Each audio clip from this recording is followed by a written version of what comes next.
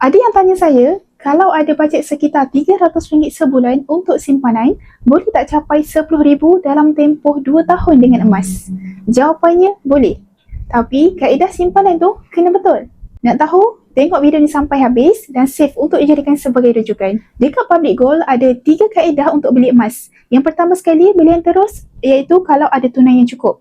Yang kedua, simpan sikit-sikit melalui akaun emas Gap Public Gold.